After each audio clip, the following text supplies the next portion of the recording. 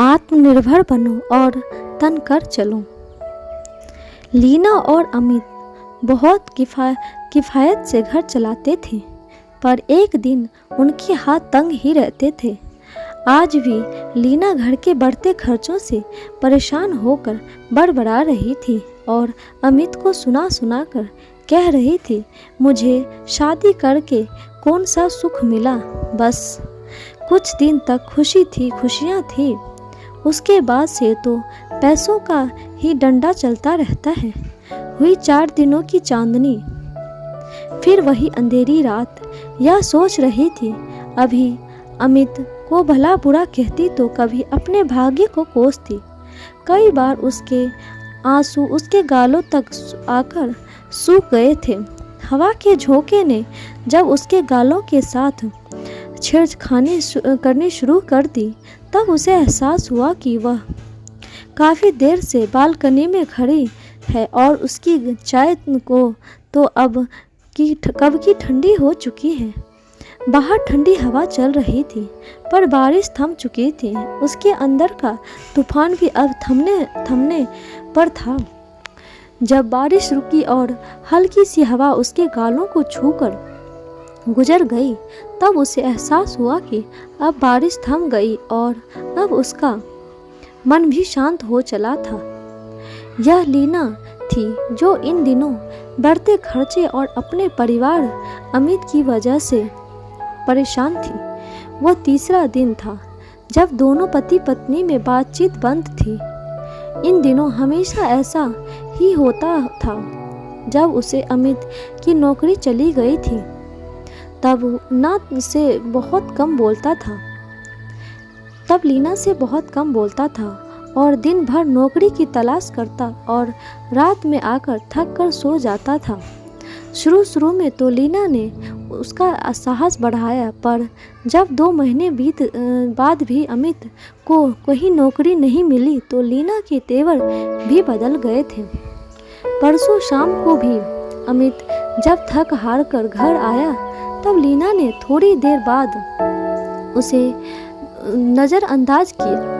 जब अमित ने उसे चाय मांगा तो तब जाकर वो बेमन से चाय बनाकर लाई थी और कहने लगी, कुछ दिन तक तो चाय भी चलेगी, उसके बाद मैं नहीं जानती कि घर का खर्चा कैसे चलेगा। फिर लीना ने एक ऐसा तंज कसा कि अमित दिल मिलाकर रह गया। कदाचित उसने अपनी पत्नी से यह उम्मीद नहीं की थी कि तंगी ए दौर में वह उसकी मदद करने के बजाय उसकी कमियां गिनाने लगेगी। इधर अमित का हृदय छलनी हुआ जा रहा था, उधर लीना का बोलना लगातार जारी था। आज वह जैसे अपने मन का सारा जहर उगल देना चाहती थी। अगर मुझे पहले पता होता कि मेरे पापा एक ऐसे लड़के से मेरा विवाह कर देंगे जिसका पास कोई टेक्निकल डिग्री नहीं है, जो मात्र ग्रेजुएट है, तब मैं इस शादी के लिए कभी हाँ नहीं करती। अब अमित से नहीं रहा गया तो वह भी दुख तल्ख होकर बोल पड़ा, यह सब तुम मुझे अब क्यों सुना रही हो? तुम्हें तो पता है कि मुझे नौकरी मेरे अनुभव के आधार पर मिली थी। मुझे मोटर पार्ट्स के बारे में बहुत ही गहरी जानकारी है, क्योंकि स्कूल के बाद और कॉलेज के बाद भी मैं मोटर पार्ट्स की तुलना दुकान में पार्ट टाइम नौकरी करता था और उसी से अपनी आगे की पढ़ाई भी करता था और कुछ पैसे में घर के खर्चे में भी देता था। तभी हमारे घर की स्थिति इतनी अच्छी हुई, जिसे घर को देखकर तुम्हारे पिता तुम्हारा रिश्ता लेकर आए थे। आज बस थोड़ी मेरी आर्थिक स्थिति डामाडोल हुई है। मैं बहुत दुखी हूँ कि कोरोना काल में मेरी नौकरी चली गई है। बस थोड़ा धैर्य रखो, जल्दी ही मुझे नौकरी मिल जाएगी, उसके बाद सब ठीक हो जाएगा। 2 महीने से यही कहते आ रहे हो, पता नहीं तुम्हें नौकरी कब मिलेगी। कहकर चाय का कप पटक कर लीना अंदर की कमरे में चली गई और अमित खड़ा होकर सोचने लगा कि इस वक्त जब उसे जीवन साथी के सपोर्ट की सबसे ज़्यादा ज़रूरत है, तभी लीना उससे ऐसा व्यवहार कर रही है। उसका मतलब लीना उससे प्रेम नहीं करती, क्योंकि जो प्यार करते हैं वह हमें मुसीबत के समय अकेला नहीं छोड़ते और ना ही अपमान करते हैं। इन दिनों लीना जिस तरह से बात बात पर उसका अपमान कर रही थी, उससे अमित समझ तो रहा था, लेकिन आज उसकी आंखें खुल गई थी कि लीना ने सिर्फ अपने सुख के लिए मुझसे शादी किया था और शायद उसे अमित की नौकरी और सुंदर व्यक्तित्व से यह गलतफहमी हो गई थी कि अमित के पास बहुत सारी डिग्रियां हैं, जबकि अमित अपनी मेहनत और लगन के साथ बल का आगे बढ़ा था। और जब कंपनी कॉस्ट कटिंग की वजह से स्टाफ की छट्टी कर रही थी, तो अमित के पास सिर्फ अनुभव था, डिग्री नहीं। मजबूरन उसे नौकरी से हाथ धोना पड़ा था। पर यह सब बातें लीना समझती तब ना।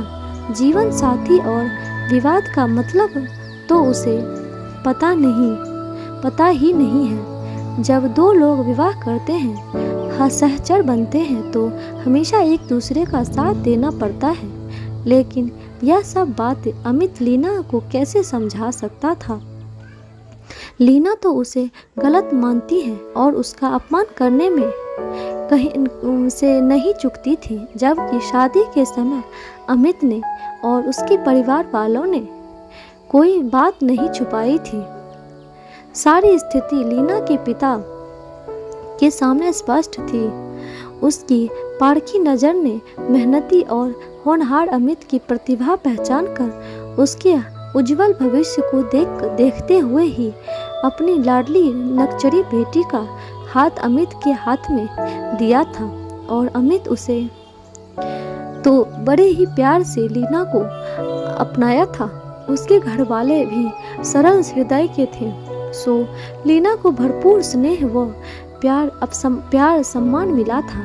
बहरहाल पति पत्नी का अबोला कुछ दिन चला, फिर दोनों में हल्की फुल्की बातचीत शुरू हो गई। पर दोनों का व्यवहार कुछ असहज सा था। जब से लीना ने अमित का अपमान किया था, वह उससे और भी कटा रहने लगा था। दोनों में बड़े ही संक्षिप्त संवाद हुआ करते थे। इधर लीना अपनी ही दुनिया में खोई रहती थी, पर अमित का कम बोलना उसे अब अड़खने लगा था।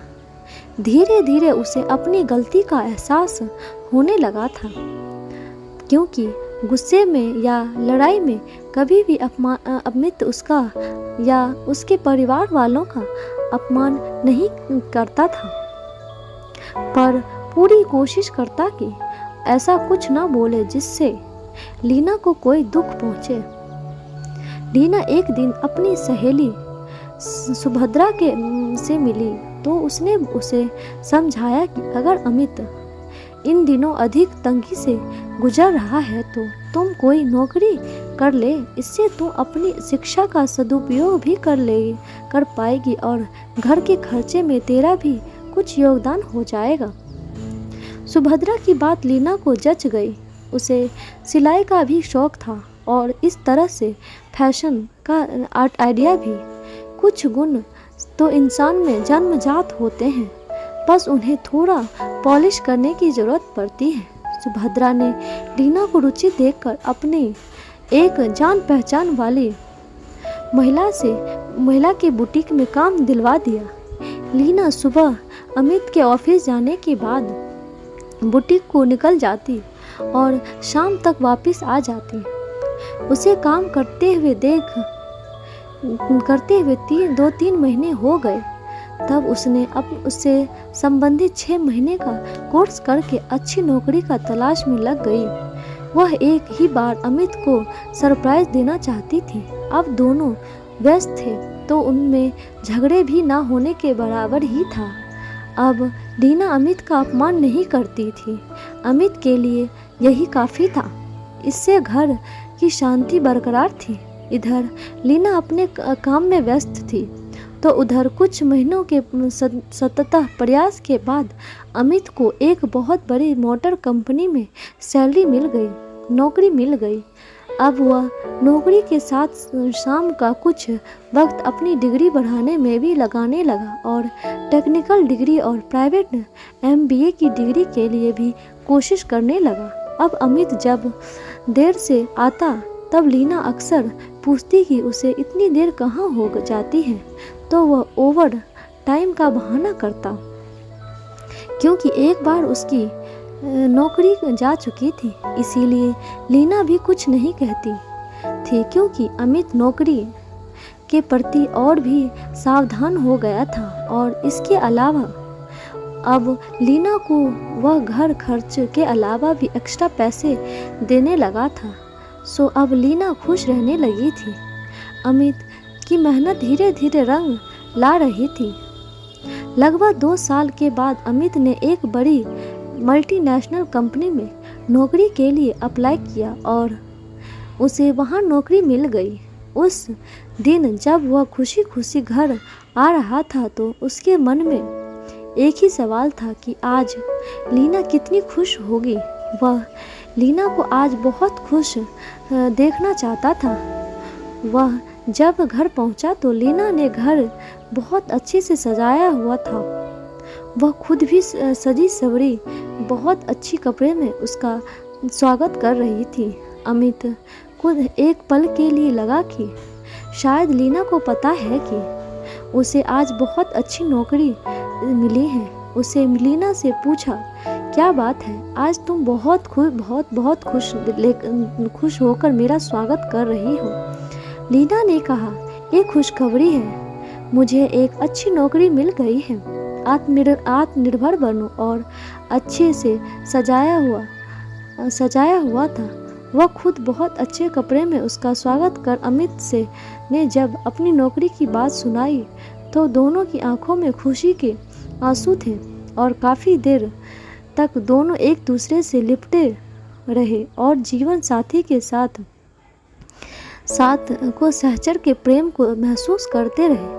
दोनों ने पिछले 1.5 साल के अपने संघर्ष की बात एक दूसरे को बताई और देर तक एक दूसरे का हाथ थामकर अपने रिश्तों की गहराई और प्यार को महसूस करते रहे। इस रात खाना खाने के बाद देर तक दोनों आंगन में चांदनी में बैठे रहे और आपस में बतियाते रहे। अमित ने कहा, कभी भी किसी रिश्ते में किसी दिन अगर पति पत्नी में किसी एक के साथ मुश्किल आए तब उसे छोड़कर नहीं जाना चाहिए और ना ही उसका अपमान करना चाहिए, बल्कि इंतज़ार करना चाहिए, क्योंकि जब अच्छे दिन आते हैं और तब जब 2 इंसान मेहनत करके एक दूसरे को दिल से अपनाकर आगे बढ़ते हैं तो ऐसे जीवन साथी एक दूसरे के पूरक बन जाते हैं। लीना ने कहा, एकदम सही कह रहे हो तुम। शुरू में मैंने तुम्हारा अपमान कर दिया था, फिर जब मैं नौकरी के लिए दर दर भटकने लगी और मुझे बहुत मुश्किल से नौकरी मिली तब मैं तुम्हारा दर्द समझ पाई। हो सके तो मुझे माफ़ कर देना। इस तरह दोनों पति पत्नी ने एक दूसरे से माफ़ी मांगी, वक्त के साथ एक दूसरे का साथ देते रहे और एक दूसरे की मन से में जगह बनाते गए। अब उनका प्यार पहले से भी ज़्यादा मजबूत हो गया था। जीवन साथी के साथ ऐसा ही होता है। कभी जीवन ऊंच नीच से हो सकता है, लेकिन कभी भी अपने साथी का अपमान नहीं करना चाहिए, क्योंकि एक इंसान सिर्फ प्यार से और प्रोत्साहन से आगे बढ़ सकता है। अपमान से अगर आगे बढ़ेगा तो मन में नकारात्मक भाव रहेंगे और जो इंसान अपमान करता है उसके प्रति हमेशा एक गलत भावना रहेगी। इसीलिए प्यार से अपनाएं और एक दूसरे के साथ की कमजोरी नहीं बल्कि एक दूसरे की ताकत बनो। तभी सही मायने में जीवन साथी का साथ निभा पाओगे। जब शादी किया है तो इस रिश्ते को बहुत जिम्मेदारी के साथ निभाएं, तभी रिश्ता फल फूल सकता है। दोस्तों, आपको ये कहानी कैसी लगी कमेंट बॉक्स में ज़रूर बताइएगा और प्लीज़ लाइक शेयर सब्सक्राइब ज़रूर कीजिएगा। धन्यवाद।